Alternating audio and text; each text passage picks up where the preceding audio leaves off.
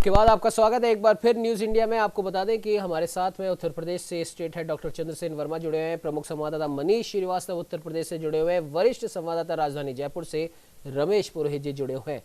रमेश जी, आपके पास आना चाहूंगा ब्रेक पे जाने से पहले। जिस प्रकार से मनीष भी कह रहे थे कि अर्थव्यवस्था के ऊपर भी एक व्यापक असर पड़ेगा और आरबीआई ने जो 3 महीने की जो एक योजना दी है तमाम व्यापारियों को और आम आदमी को, वो कितनी क्या फायदेमंद होगी ये तो आने वाला वक्त ही बताएगा। खैर रमेश जी, आपसे जानना चाहेंगे, जिस प्रकार से पूरे विश्व में कोरोना संकट चल रहा है और ऐसे में तमाम इंडस्ट्रियां बंद हैं और कई जो आईटी इंडस्ट्रीज हैं जो कि वर्क फ्रॉम होम भी करवा रही है, लेकिन उसके बाद भी कई एम्प्लॉयज की छटनी हुई है।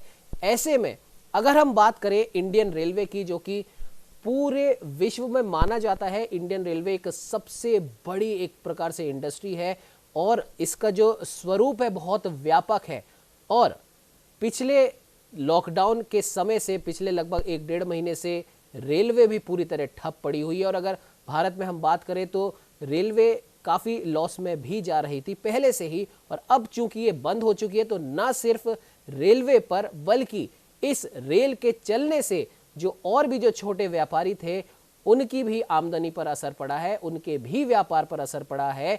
तो क्या आपको लगता है कि अब इन व्यापारियों की आमदनी के लिए और रेलवे जो कि पहले से लॉस में जा रही थी उसको वापस से एक तो लॉस में से हटाने के लिए और ये वापस आर्थिक स्थिति के हिसाब से पटरी पर आ जाए, उसके लिए क्या कुछ कदम उठाने चाहिए?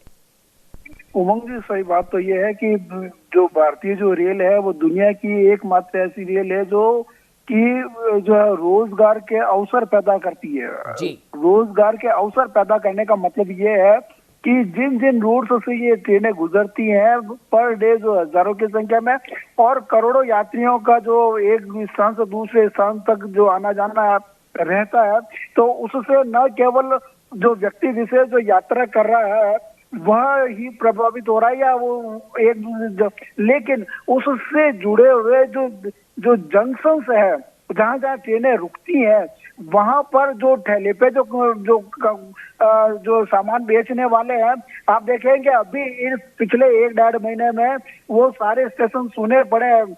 उन लोगों के पास में कोई काम काज नहीं। मैं अगर जयपुर की बात करूं तो जयपुर जंक्शन में खान पान एक ऐसा है जो हर 10 कोस पे बदलता है, और जहाँ पे भी ट्रेनें आप देखिए, आपने भी यात्रा में सफर किया होगा, जहाँ पे भी रुकती है कम से कम आप चाय पीते हो और कुछ नहीं है तो नाश्ते के लिए वहाँ की जो विशेष जो वस्तुएं होती है, खाद्य पदार्थ होते हैं, वो खाने को उतरते हैं। जैसे मैं मेरठ रोड की बात करूं कि आप जोधपुर की तरफ जाते हो या जैसलमेर की तरफ जाते हो, बाड़मेर की तरफ जाते हो, तो उन जंक्शनों पर विशेष जो खान पान की जो व्यंजन होते हैं वो आपको आकर्षित करते हैं, और आप चाहे मन हो या ना हो, लेकिन मेरठ रोड पे आप उतर करके जो है जो नमकीन जो कचौरियां जो मिलती है या जो पकोड़े जो मिलते हैं उसका स्वाद जरूर लेगा वो।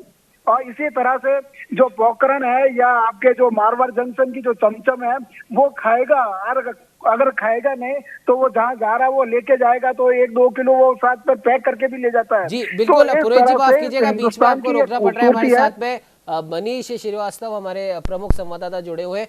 मनीष, यही सवाल अभी आपसे भी है कि जैसे कि अभी पुरोहित जी भी बता रहे थे कि रेलवे का जो एक पूरा जो रूट है उस रूट पर ही रेलवे कई ऐसे रोजगार भी पैदा करता है जिससे एक परिवार की आर्थिक स्थिति तो अच्छी हो ही हो, साथ ही साथ देश की अर्थव्यवस्था पर भी कुछ ना कुछ असर वो डालते हैं। और उत्तर प्रदेश की अगर हम बात करें, उत्तर प्रदेश में कई ऐसे जिले हैं, कई ऐसे स्थान हैं जो टूरिज्म की दृष्टि से काफी एक अहम स्थान रखते हैं, न सिर्फ भारत में बल्कि विश्व में। क्या आपको लगता है कि एक तो टूरिज्म इंडस्ट्री लगभग अभी बहुत ज्यादा आर्थिक घाटे में जा चुकी है और उसकी वजह से होटल इंडस्ट्री घाटे में जा रही है, और इन दोनों की वजह से जो वहां पर जो टैक्सी जो लोग बाग चलाते हैं, जो टूरिस्ट को इधर से उधर लेकर जाते हैं, वो लोग भी अब घर पे बैठे हैं। क्या लगता है मनीष आपको कि हम इन सारी चीजों से कैसे उबर पाएंगे, क्योंकि ये एक दूसरे से लिंक है? देखिए उमंग, आपने बहुत सही प्रश्न उठाया। सबसे ज्यादा अगर नुकसान किसी क्षेत्र को भारत में पहुंचा है तो वो पर्यटन उद्योग को पहुंचा है। पर्यटन उद्योग पूरी तरह से ठप हो चुका है, और जैसा कि पहले ही ये माना जा रहा था कि जो एयरपोर्ट वगैरह और भी जो अन्य जो है साधन है वो पहले ही कई कंपनियां पहले से घाटे में थी। आपने देखा होगा जेट एयरवेज और ये तमाम ऐसी कंपनियां थी जो बिकने की कगार पे आ गई हैं और अपने आप को दिवालिया घोषित कर चुकी हैं। अब बात आपने रेलवे की उठाई है, तो रेलवे चूंकि पहले से ही घाटे में थी उमंग, बीते वित्तीय वर्ष में तकरीबन 1,90,000 करोड़ रुपए का लक्ष्य था इनका, और ये 1,80,000 करोड़ ही अर्जित कर पाई थी। तो और अब आप जो लॉकडाउन हुआ है, लॉकडाउन से रेलवे को एक तगड़ी चपत लगी है उमंग, तकरीबन 20,000 करोड़ की ये चपत लगी है। इससे रेलवे कैसे उबरेगी ये तो नहीं पता, लेकिन जब लॉकडाउन खुलेगा उमंग, पूरे देश में लोग अलग अलग हिस्सों में हैं और अपने अपने घरों पे हैं, मान लीजिए कि वो लौटते हैं, तो ये माना जा रहा है कि 3 मई के बाद अगर रेलवे का परिचालन शुरू होता है तो रेलवे को तकरीबन 500 विशेष ट्रेनें, स्पेशल ट्रेनें चलानी पड़ेंगी, जिससे रेलवे को कुछ राहत मिले। लेकिन रेलवे की स्थिति जो है मतलब वो बहुत ही नीचे आ चुकी है, और रेलवे बोर्ड के जो अफसर हैं उनका भी कहना है, क्योंकि वित्तीय वर्ष की स्टार्टिंग में ही जो पहली तिमाही होती है वही डिसाइड करती है कि पूरे साल का राजस्व किस प्रकार से निर्धारित होगा। तो चूंकि पहली ही तिमाही चालू वित्तीय वर्ष की शुरुआत में ही हथौड़ा चल चुका है रेलवे की आय पर, तो ऐसे में जो पुराना घाटा था उससे उबरने की उम्मीद तो पहले ही धूल धूसरित हो गई है। और अब जो आने वाला समय है उसमें रेलवे कुछ नियम जरूर लागू करने की संभावना जता रही है, लेकिन रेल यातायात पूरी तरह से संभावना जो है वो कम है। देखिए, सोशल डिस्टेंसिंग की बात प्रधानमंत्री से लेकर आम आदमी तक कर रहा है कि अगर कोरोना से बचना है तो सोशल डिस्टेंसिंग आपको फॉलो करनी पड़ेगी। अगर सोशल डिस्टेंसिंग फॉलो करनी पड़ेगी तो रेलवे में सफर करने से लोग हिचकिचाएंगे उमंग, बसों में सफर करने से हिचकिचाएंगे। कहीं ना कहीं सोशल डिस्टेंसिंग के को फॉलो करने से मतलब इनका जो राजस्व है, जो परिचालन है, उस पर एक व्यापक असर पड़ेगा और लोग लंबे समय तक, ये जरूरी नहीं है कि लॉकडाउन खुलने के बाद कोरोना की स्थिति सुधरेगी। हाँ, कोरोना की स्थिति सुधर रही है, जैसा कि अभी स्वास्थ्य मंत्रालय ने तुलना की है कई अलग अलग देशों से, जिसमें यह पाया है कि भारत में 16,000 से 32,000 के बीच में जो केसेस हुए हैं वो तकरीबन 10 से 12 दिन में हुए, जबकि यही आंकड़ा जो केसेस के डबलिंग होने का है, जिसके आधार पर 3 जोन बना करके एक पूरी व्यापक रणनीति लॉकडाउन खुलने के बाद की बनाई जा रही है, वो अमेरिका में 2 दिन है, इटली में 5 दिन है, स्पेन में 4 और फ्रांस में 5 दिन है। सिर्फ एक देश कनाडा है जो इकलौता देश है जो भारत से बेहतर स्थिति में है, और यहाँ पर 12 दिन में मामले दोगुने हो रहे हैं। तो ऐसे में कहीं ना कहीं मामले दोगुने होने की संख्या भारत में कम हो रही है। कोरोना की चेन लेकिन अभी भी नहीं टूट पा रही है। इस चेन को तोड़ना जरूरी है, और इस चेन को तोड़ने के लिए सबसे पहला काम जो सरकारों को, प्रशासनिक तंत्र को करना है वो ये है, जो अप्रत्यक्ष तौर पर लोगों के संपर्क में आए हैं, कोरोना पॉजिटिव संपर्क में आए, उनको ढूंढे। लेकिन उनको ढूंढने का काम किसी भी जिले में बहुत गंभीरता से नहीं हो रहा है उमंग। इसका एक उदाहरण मैं आपको देना चाहूंगा। इंदौर के मेडिकल कॉलेज में एक महिला डॉक्टर संक्रमित होती है, जिसकी ट्रैवल हिस्ट्री लखनऊ और झांसी की होती है। लेकिन लखनऊ और झांसी में जो स्थानीय प्रशासन है, जब उसकी न्यूज इंडिया से बात हुई तो उन लोगों को पता ही नहीं है कि कोरोना पॉजिटिव पेशेंट यहाँ आई है, 10-15 दिन रही है, उसके बाद जाके इंदौर में संक्रमित हुई है। जी बिल्कुल मनीष, माफ कीजिएगा मैं आपको बीच में रोक रहा हूँ। इस चर्चा को रखने का मुख्य उद्देश्य ही यही था। जो भी लोग एक दूसरे राज्यों में मूव कर रहे हैं, असली डर यही है जिसका उल्लेख अभी आपने किया। इंदौर की उस डॉक्टर का लखनऊ और झांसी से वो निकली है, तो किसी को पता ही नहीं है कि वो कोरोना से संक्रमित है या नहीं। यही मुख्य उद्देश्य है मनीष, और यही डर है। प्रवासियों का आवागमन अपने अपने राज्यों में हो रहा है, अच्छी बात है, लोग प्रयास कर रहे हैं, लोगों को अपने घरों तक आना भी है, लेकिन इस डर का क्या करें, इससे कैसे निपटेंगे? क्योंकि ये तो सिर्फ एक डॉक्टर थी, इसका पता पड़ गया। अब जब मजदूर लोग हैं, जो हमारे गरीब भाई बहन हैं, वो अपने पूरे परिवार के साथ में मूव करेंगे, तब इस चीज से कैसे निपटा जाएगा? उमंग, देखिए स्थितियां आ चुकी हैं। आप अगर देखेंगे तो सब्जी वाले, फल वाले और तमाम दिहाड़ी तबका भी कोरोना संक्रमितों की सूची में आ चुका, और इनके संपर्क में जो लोग आ रहे हैं उनका पता नहीं चल रहा है। तो ऐसे में प्रवासी मजदूरों को लेकर के देखिए पहल शुरू हुई है, ये अच्छी बात है। बाकायदा जो है तमिलनाडु से जो है ट्रेन भी अभी चली है, कुछ देर पहले की बात है, बाकायदा ट्रेन, पूरी की पूरी ट्रेन चलाई गई है, ये अच्छी बात है। लेकिन इसका एक व्यापक असर जरूर पड़ेगा, और अगर ये कोरोना वायरस की चेन छोटे इलाकों तक पहुंच गई तो इसको संभालना बहुत मुश्किल हो जाएगा। तो ऐसे में कहीं ना कहीं सरकारों ने ध्यान तो दिया है कि हम जांच करेंगे, जांच के बाद 14 दिन क्वारंटाइन पीरियड में रखेंगे और उसके बाद उन लोगों को जाने देंगे। लेकिन यहाँ ये भी देखना जरूरी होगा उमंग की जो वायरस का ट्रेंड है वो लगातार बदल रहा है। वायरस पॉजिटिव से निगेटिव और निगेटिव से पॉजिटिव भी कर रहा है लोगों को, और कोरोना के तमाम लक्षण लोगों में नहीं दिखाई दे रहे फिर भी वो पॉजिटिव हो रहे हैं। तो कहीं ना कहीं वायरस का ट्रेंड भी बदल रहा है। इसको भी सरकारों को, स्वास्थ्य मंत्रालयों को और विशेषज्ञों को देखना होगा। बड़ी संख्या में प्रवासी एक राज्य से दूसरे राज्य में मूवमेंट कर रहे हैं। ये वाकई चिंता का विषय है, क्योंकि प्रधानमंत्री ने पहले ही दिन कह दिया था कि आप लोग जहां हैं वहीं पे रहिए और लॉकडाउन ही एकलौता विकल्प था, जिसकी वजह से केसेस डबलिंग होने की जो रफ्तार है वो बेहद कम हो गई है। जिन देशों ने लॉकडाउन नहीं किया है वहां पे संक्रमितों का आंकड़ा अत्यंत लाखों तक में चला गया है। जी बिल्कुल मनीष, आप हमारे साथ में इस चर्चा में, उसके लिए आपका बहुत बहुत धन्यवाद। उत्तराखंड से हमारे वरिष्ठ संवाददाता महावीर नेगी हमारे साथ जुड़ चुके हैं। आपको बता दें कि उत्तर प्रदेश से state head doctor Chandrasen Verma लगातार हमारे साथ बने हुए हैं। महावीर जी, आपके पास आना चाहूंगा। जिस प्रकार से अभी बात चल रही थी प्रवासियों की, एक राज्य से दूसरे राज्य में वो मूव करेंगे, और इंदौर की एक डॉक्टर का यहाँ पर जिक्र किया हमारे प्रमुख संवाददाता मनीष श्रीवास्तव ने, और यही डर लगा हुआ है महावीर जी की जिस प्रकार से लोग एक दूसरे राज्यों में मूव करेंगे तो संक्रमण भी एक राज्य से दूसरे राज्य में मूव करेगा। खैर, उत्तराखंड में अच्छी बात है, केदारनाथ धाम के कपाट खुल चुके हैं। 10 लोगों के साथ में मिलकर पूरे विधि विधान से कपाट को खोला गया था। लेकिन अब सवाल वही है, केदारनाथ धाम के कपाट खुल चुके हैं। उत्तराखंड देवभूमि जिसे कहा जाता है, बड़े पैमाने पर उत्तराखंड की अर्थव्यवस्था भी टूरिज्म पर टिकी है। क्या कहेंगे महावीर जी? बिल्कुल, देखिए उमंग, अगर उत्तराखंड की मैं बात करूं तो उत्तराखंड की जो अर्थव्यवस्था है वो कहीं ना कहीं जो धार्मिक पर्यटन है उस पर यहाँ पर बहुत हद तक निर्भर करता है। और जिस तरह से अभी जो है 26 अप्रैल को गंगोत्री यमुनोत्री के कपाट खुले थे, और उसके बाद अभी 29 अप्रैल को जो है बाबा केदार के कपाट खुले हैं, और कपाट तो मंदिरों को खुल रहे हैं, और 15 मई को जो है बद्रीनाथ के कपाट खुलेंगे।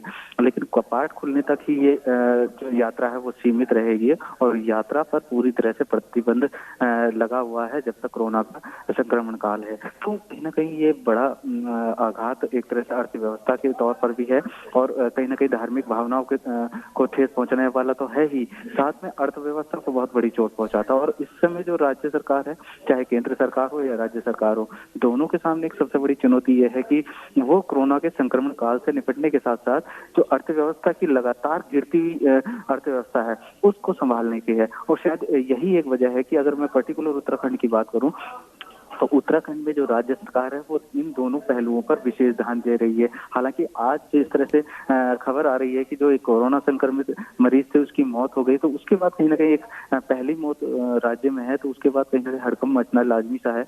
लेकिन उसके अलावा अगर यहाँ पर बात की जाए अर्थव्यवस्था की, तो राज्य सरकार लगातार प्रयास कर रही है कि इस अर्थव्यवस्था को कैसे संभाला जा सकता है, और उसके लिए जो है फैक्ट्रियां हैं, जो औद्योगिक फैक्ट्रियां हैं, उनको खोलने की यहाँ पर सलाह दे दी गई है, और लगभग फैक्ट्रियां खुल रही हैं। इसके अलावा उत्तराखंड में पावर प्रोजेक्ट बहुत बड़ी संख्या में हैं, और इसके अलावा जो दूसरे फैक्ट्रियां हैं, उद्योग हैं, उनको भी खोलने की यहाँ पे मंजूरी दे दी गई है। इसके साथ साथ अगर हम दूसरे पहलू की बात करें, क्योंकि उत्तराखंड जो है मैदानी और पहाड़ का एक समायोजित राज्य है, और इसमें जो मैदान के जो 3 जिले हैं और बाकी 10 जिले जो पहाड़ के हैं, तो वहां पर पहाड़ के जो जिले हैं वहां पर पलायन एक बहुत बड़ी समस्या थी।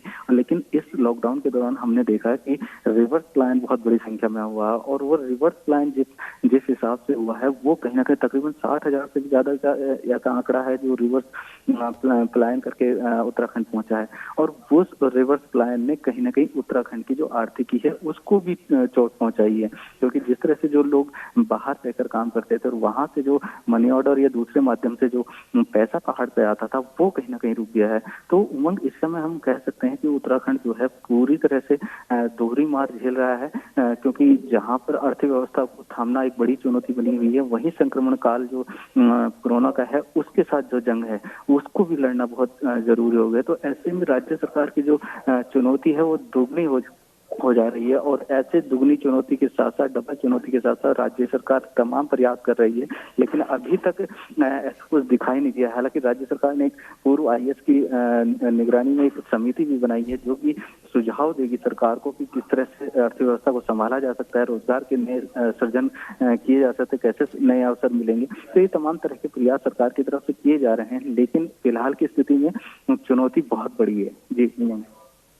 जी बिल्कुल महावीर जी, आपने सही कहा। और ये एक सबसे बड़ा संकट है, इस और भी तमाम राज्य सरकारों को भी ध्यान देना होगा और केंद्र सरकार के साथ मिलकर इसके बारे में अभी से सोचना जरूरी होगा, क्योंकि अब धीरे धीरे पलायन शुरू हो चुका है। फिलहाल महावीर जी, आप हमारे साथ में जुड़े, उसके लिए आपका बहुत बहुत धन्यवाद। आपको बता दें कि हमारे साथ लगातार उत्तर प्रदेश से state head doctor Chandrasen Verma जुड़े हुए हैं। ऑटो एक्सपर्ट चंद्र प्रकाश माथुर जी भी हमारे साथ में जुड़ चुके हैं। माथुर साहब, बहुत बहुत स्वागत है न्यूज इंडिया में। धन्यवाद, थैंक यू जी। चंद्र प्रकाश जी, जिस प्रकार से बात की जा रही है, अभी लॉकडाउन चल रहा है, कोरोना का संकट काल चल रहा है, ऐसे में सब लोग अपने अपने घरों में बैठे हैं, इंडस्ट्रीज कई बंद हो चुकी हैं और जो चल रही हैं उन्होंने अपने अपने कई ऐसे कर्मचारी हैं जिन्हें टाटा बाय बाय कर दिया है, अगर सीधे शब्दों में कहें तो। लेकिन अब जब लॉकडाउन खुलेगा, ऑटो सेक्टर की अगर हम बात करें तो ऑटो सेक्टर एक तरीके से कह सकते हैं कि पहले से ही मंदी की ओर जा रहा था और अब लॉकडाउन के चलते अभी लेटेस्ट रिपोर्ट आई है कि मारुति कंपनी को बहुत बड़ा एक घाटा हुआ है। अब लॉकडाउन के बाद में चंद्र प्रकाश जी, क्या आपको लगता है कि ऑटो सेक्टर को क्या कुछ कदम उठाने चाहिए और सरकार से क्या आप आशा करते हैं ताकि ऑटो सेक्टर की मंदी या तो वापस अपने जो उनका एक रेगुलर जो एक स्तर था उस पर लौट आए या फिर ये भी फायदे में आ जाए?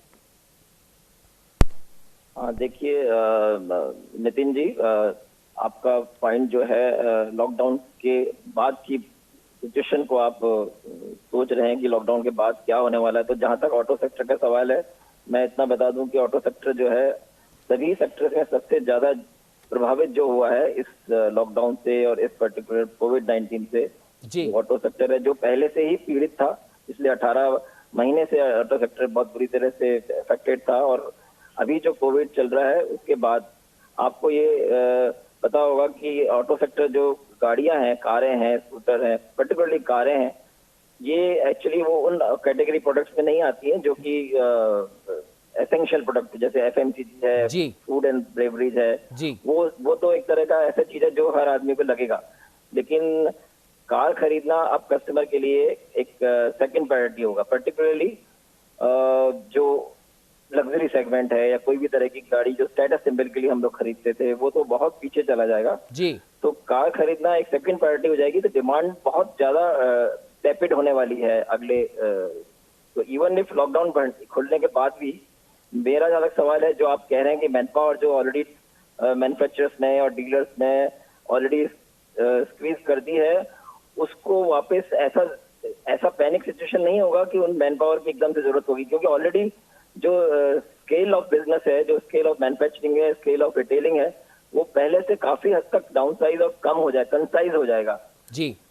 और ये मैं आपको बता दूं कि कोविड-19 के बाद जिस तरह की डिमांड कम हो रही है, उसके साथ साथ जो हमारे जो ऑटोमोबाइल के रिटेलर्स हैं, जिसको डीलरशिप बोला जाता है, वहां पर भी बहुत ही जबरदस्त बहुत चेंज आएगा, एक तरह का बदलाव आएगा उनको अपनी सेलिंग के अंदर। तो मैं आपको बता दूं अभी रिसेंटली जो चेंज का सबसे बड़ा आ रहा है कि जो रिटेलर्स हैं उनको बहुत बड़ा कॉस्ट आता है। एक तो मैन पावर का सबसे बड़ा कॉस्ट आता है, उनको अपने रेंटल एस्टेब्लिशमेंट एक्सपेंसेस का आता है, इन्वेंट्री बहुत बड़ा एक एक्सपेंस होता है जो उनका इन्वेंट्री कॉस्ट आती है, जो वर्किंग कैपिटल कॉस्ट होती है जी। और दूसरी चीज ये है कि उनको कस्टमर एक्विजिशन कॉस्ट जिसे कहते हैं, जिसमें उनको बहुत सी मार्केटिंग करनी पड़ती है, बहुत से टेस्ट ड्राइव देने पड़ते हैं कस्टमर एक्वायर करने के लिए। तो ये सब कॉस्ट जो है ये इन सब कॉस्ट को रैशनलाइज तो करना ही पड़ेगा, क्योंकि जिस तरह की डाउन साइजिंग होगी उसमें मैन पावर डेफिनेटली रैशनलाइज होगा, ऑप्टिमाइज होगा। आपको इंफ्रास्ट्रक्चर एक्सपेंसेस काफी हद तक कंट्रोल करने पे, नए किसी भी तरह के एक्सपांशन नहीं करने हैं किसी भी रिटेलर को या डीलर को।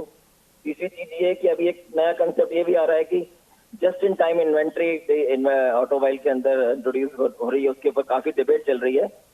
डिबेट मतलब ये है कि जस्ट इन टाइम का मतलब ये कि डीलर इन्वेंट्री नहीं रखेंगे, कस्टमर की डिमांड के ऊपर वो माल जो कार है या स्कूटर है वो मंगवाएंगे। इसका मतलब ये होगा कि डीलर की इन्वेंट्री कॉस्ट जितनी अभी तो काफी कम हुई है, लेकिन इससे भी वो उसको भी वो और फर्दर ट्यून डाउन कर देंगे। बिल्कुल बिल्कुल आपने और सही। दूसरी चीज ये है कि जो कस्टमर एक्विजिशन कॉस्ट है, जिस तरह से अभी सेलिंग चल रही है, उसको भी वो और आगे ठीक करेंगे। डिजिटलाइजेशन एक बहुत बड़ा सॉल्यूशन है इन सब प्रॉब्लम का। बिल्कुल चंद्र प्रकाश जी, अभी ऐसा लग भी रहा है कि डिजिटलाइजेशन ही इस समय हमारे देश की इस अर्थव्यवस्था को वापस से अपने स्तर पर लाने के लिए, एक उच्च स्तर पर लाने के लिए एक सबसे बड़ा एक सॉल्यूशन सा दिखाई दे रहा है। खैर चंद्र प्रकाश जी, आप हमारे साथ में जुड़े उसके लिए आपका बहुत बहुत धन्यवाद। हमारे साथ में आपको बता दें कि हमारे आर्थिक विश्लेषक पवन धवन जी भी जुड़ चुके हैं। पवन जी, बहुत बहुत स्वागत है न्यूज इंडिया में। हाँ, नमस्कार जी। पवन जी, जिस प्रकार से अभी चंद्र प्रकाश जी बोल रहे थे, ऑटो सेक्टर की जो पहले से जो मंदी चल रही थी, अब लॉकडाउन की वजह से उसे और घाटा हुआ है। मारुति कंपनी की एक लेटेस्ट खबर आई है, आपसे हम जानना चाहेंगे, जिस प्रकार से कल बात हुई थी, कांग्रेस के पूर्व अध्यक्ष राहुल गांधी ने रिजर्व बैंक के पूर्व गवर्नर रघुराम राजन जी के साथ में बात करी थी। उन्होंने एक मुद्दा जो उन्होंने उस पर डिस्कस कराया, उन्होंने कहा कि करीब 65,000 करोड़ रुपयों की इस समय अर्जेंट आवश्यकता है। क्या लगता है आपको, इस पूरे मुद्दे पर क्या कुछ कहना चाहेंगे, और भारत की आर्थिक स्थिति लॉकडाउन के बाद कैसे और सुधर सकती है, क्या उपाय हमें करने चाहिए, क्या कुछ कहेंगे सर?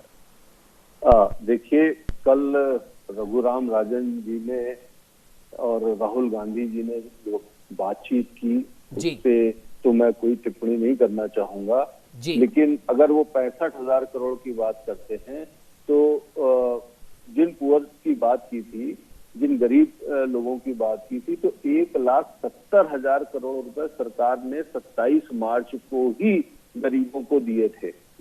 ठीक है जी। और उसके बाद से विभिन्न स्कीम्स के माध्यम से सरकार ने तकरीबन 2.5 से 3 लाख करोड़ रुपए की लिक्विडिटी मार्केट में फ्लो की है जी। लेकिन शायद हमारे चैलेंजेस जो आज, अब ये कोरोना का चैलेंज तो हम सब लोग और हमारी सरकार और हमारे शासन प्रशासन बहुत मुस्तैदी से निपट रहे हैं, लेकिन अब जो सबसे बड़ा चैलेंज निकल के आ रहा है वो बिजनेस कम्युनिटी का निकल के आ रहा है। बिजनेस कम्युनिटी के बारे में मैं आपसे चर्चा करना चाहूंगा कि खास तौर से दो सर्कुलर्स हुए हैं इस कोविड से रिलेटेड। एक MHA की गाइडलाइन भी थी कि सारे बिजनेस कम्युनिटीज और इंडस्ट्रीज जो हैं वो अपने लेबर को सैलरी का भुगतान करें अवश्य जी। और अगर उसमें कई लोगों ने ये भी ऐड किया कि अवश्य अगर संभव हो तो आप उनको एडवांस पेमेंट भी कर दें। तो मेरा ये कहना है कि अगर आप ये देखिए कि जो बिजनेस कम्युनिटी है, जो स्मॉल और मीडियम बिजनेस इंटरप्राइजेज है, आज आप उनकी त्रासदी समझिए। उनकी त्रासदी ये है कि 18 मार्च के बाद, बल्कि 18 मार्च क्या, उसको थोड़ा सा और पहले भी ले लें, क्योंकि वो पीरियड होली और होली के बाद वो मार्केट के वो रिवाइवल्स नहीं हो पाए थे। तो ये पूरा मार्च और पूरा अप्रैल, ये 2 महीने का समय एक ऐसा निकला था जिसमें कि उनकी कैश फ्लोज काफी कम हो गए थे because of festival and then because of annual closing and then because of this COVID. और वो लगातार 2 महीने उनकी जो है इनकमिंग 0 हो गई है। लेकिन हमारी सरकार उस बिजनेस कम्युनिटी से अपेक्षा करती है कि वो अपने सारे खर्चे, अपने स्टाफ की सैलरी, बिजली, पानी, सब कुछ वो पे करती रहे। तो शायद ये एक त्रासदी है। उसके कंपैरिजन में आप सैलरीड क्लास को देखें, गवर्नमेंट एम्प्लॉयज को देखें, सबको सैलरीज मिली हैं, सबको सैलरीज मिली और सबने उनके खर्चे काफी कर्टेल हुए। उसके कंपैरिजन में जो हमारा बिजनेस क्लास है, जो हमारे SMEs हैं, जो हमारे ट्रेडर्स हैं, हम बड़े इंडस्ट्रीज की बात नहीं करते, टाटा, बिरला, अंबानी इनकी बात नहीं, अडानी की बात नहीं करते, लेकिन जो हमारे मीडियम बिजनेस क्लासेस इंडस्ट्रीज हैं, आज उनकी बात समझिए। तो उनको अपने घर का खर्चे की तो बात आप छोड़ दीजिए, उनको अपने एम्प्लॉयज को पालना है, उनको बिजली का खर्चा देना है, उनको रेंट देना है, उनके तमाम फिक्स्ड कॉस्ट ऑफ एक्सपेंडिचर्स जो हैं वो एज इट इज बरकरार हैं। उनको वो खर्चे भी पूरे करने हैं और उसके साथ साथ अपने खर्चे भी देने हैं। तो इस विषय पे मैं ये उम्मीद कर रहा था कि भारत सरकार जल्द से जल्द कोई नियम इसमें लाएगी, कुछ रिलीफ पैकेजेस लाएगी, लेकिन लगातार पिछले 15 दिन से हम लोग इस बात को सुन रहे हैं कि डिस्कशन हो रहे हैं, PM और FM की मीटिंग हो रही है, इंडस्ट्री से मीटिंग हो रही है, सुझाव मांगे गए, लेकिन अभी तक ये रिलीफ नहीं हुई है और आज 1 मई हो गई है। इसमें मेरे कुछ सुझाव हैं, आप के चैनल के माध्यम से मैं ये कहना चाहता हूँ सरकार को कि कुछ बेसिक चीजों पे जिसमें कि कम से कम कॉस्ट में वो ज्यादा से ज्यादा लिक्विडिटी मार्केट में फ्लो कर सकते हैं और बिजनेसेस को रिलीफ दे सकते हैं। उसमें सबसे पहला ये सुझाव है कि तमाम हमारी इंडस्ट्रीज जो हैं वो गवर्नमेंट सप्लाईज पे वर्क करती हैं। तमाम उनके प्रोडक्शन जो हैं, उनके आउटपुट्स जो हैं वो किसी न किसी माध्यम से गवर्नमेंट के किसी न किसी ऑर्गेनाइजेशन से सप्लाई किए जाते हैं। तो और उन सप्लाईज में normally 30 days, 40 days, 50 days, 60 days as per the business model वहां पे क्रेडिट रहता है। लेकिन त्रासदी ये है कि वहां से उन सप्लायर्स को सरकार के उन ऑर्गेनाइजेशन से पैसा अपने पेमेंट नहीं मिल पा रहे। ये 60 दिन का समय भी निकल गया है। सरकार को तुरंत उन समस्त ऑर्गेनाइजेशन को ये हिदायत देनी चाहिए कि अगर सप्लायर का बिल वेरीफाई नहीं हो पाया है, किसी अगर मटेरियल डिलीवर हो गया है, सर्विसेज डिलीवर हो चुकी हैं, लेकिन उनके वेरिफिकेशन वगैरह का प्रोसीजर अगर लंबित है तो 70%, 80% of the payment should immediately be release to the industry. ये पहला मेरा सुझाव है। दूसरा, जो एमएचए की गाइडलाइन आई थी कि एम्प्लॉय को आप तुरंत सैलरी दें, उनकी सैलरी ना रोके, उनकी सैलरी ना काटे। देखिए, कोई भी बिजनेस मॉडल अपनी कॉस्ट इफेक्टिवनेस से सर्वाइव करता है, अपने लॉसेस से को कंट्रोल कर ले, इस पे सर्वाइव करता है। तो मुझको लगता है कि ये इंडस्ट्री और बिजनेसेस के ऊपर छोड़ देना चाहिए कि वो अपने एम्प्लॉय से बात करके उनको हैप्पी करते हुए क्या क्या कर्टेलमेंट ले सकते हैं, क्या सपोज 50% सैलरी अभी दे दी जाए और 50% सैलरी आगे 6 महीने में जैसी चीजें रिकवर हो जाती हैं तब की जाए। एटलीस्ट इससे इंडस्ट्री को एक रिलीफ मिलेगी और साथ साथ नेचुरली हर इंडस्ट्री, हर बिजनेस ओनर ये चाहता है कि उसकी एम्प्लॉइज उसके एसेट्स हैं और उन एसेट्स के जीवन पोषण की जिम्मेदारी भी वो भरपूर निभाते हैं। लेकिन शायद ये इम्पोज करना कि आप उनको सैलरी देंगे, कल सुप्रीम कोर्ट ने भी उसी संदर्भ में निर्णय लिया इनकी प्लीज रिजेक्ट करनी कि नहीं साहब हम इसमें इंटरवीन नहीं करेंगे, तो मुझको लगता है बिजनेस कम्युनिटी के लिए एक ये बहुत ही दुर्भाग्यशाली डिसीजन रहा है। दूसरा मेरा सुझाव ये है, मैं 5 मिनट और लूंगा आपके, अगर आप करें। दूसरा सुझाव ये मेरा है कि देखिए, सारे बिजनेसेस बैंक के लोन पर चलते हैं और ये 2 महीने तो बीत ही गए और अगला महीना भी मुझको उम्मीद है कि बिजनेस का वो सर्कुलेशन नहीं स्टार्ट हो पाएगा। तो अप्रैल, मई और जून, इन 3 महीने का इंटरेस्ट को सरकार को माफी देनी चाहिए बिजनेस की।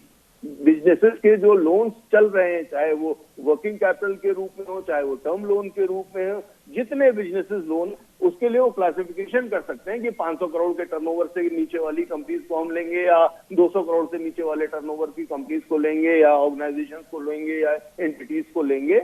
लेकिन उनको ब्याज की, इस पीरियड के ब्याज की माफी मिलनी चाहिए, ये उनका एक जेन्युइन राइट है। दूसरा, जैसे उत्तर प्रदेश सरकार ने पावर के टैरिफ, पावर का फिक्स चार्ज नहीं चार्ज होगा, इसके बारे में आदेश अप्रैल के फर्स्ट वीक में ही कर दिया था। लेकिन मेरा आपको ये इस चैनल के माध्यम से मैं ये चाहूंगा कि इस आदेश का क्रियान्वयन आज तक नहीं हुआ है। आज भी बिल उसी हिसाब से जनरेट हो रहे हैं। Industries and businesses are expected to pay those bills in time. जी बिल्कुल पवन जी, माफ कीजिएगा मैं आपको बीच में रोक रहा हूँ, समय भी अब इजाजत नहीं देता है। और आपने जिस प्रकार से जो सुझाव दिए हैं हमारे न सिर्फ उत्तर प्रदेश की अर्थव्यवस्था की बल्कि देश की अर्थव्यवस्था में क्या कुछ बुनियादी चेंजेस करके हम सुधार ला सकते हैं, हमारी अर्थव्यवस्था को हम वापस पटरी पर ला सकते हैं, वो सुझाव वाकई में काबिल तारीफ है। और इस और भी अब सरकारों को सोचना चाहिए और सिर्फ जैसा कि आपने बिजली के बिल की आपने बात करी, सिर्फ घोषणाएं ना करें, उसका क्रियान्वयन भी हो, इसे भी सुनिश्चित करें। फिलहाल आप हमारे साथ में जुड़े, डॉक्टर चंद्रसेन जी लगातार हमारे साथ बने रहे। आप दोनों का इस चर्चा में जुड़ने के लिए बहुत बहुत धन्यवाद। तो अब देखने वाली बात यह होगी कि सबसे पहली और सबसे मुख्य बात यह है प्रवासियों का आवागमन, इसको सुनिश्चित ये करना चाहिए कि क्या ये कोरोना से संक्रमित है या नहीं। और दूसरा, जिस प्रकार से इंदौर की डॉक्टर का एक उदाहरण यहां पर आया था, इसी चर्चा में आया था, हो सकता है कि जो भी प्रवासी इधर से उधर मूव कर रहे हो वो भी शायद कोरोना से संक्रमित हो।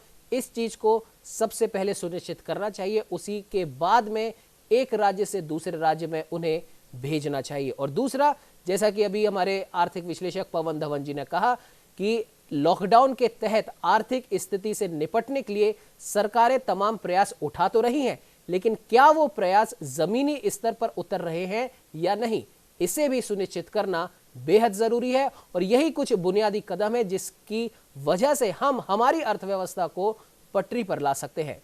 फिलहाल इस चर्चा में इतना ही। आप बने रहिए हमारे साथ और देखते रहिए न्यूज़ इंडिया।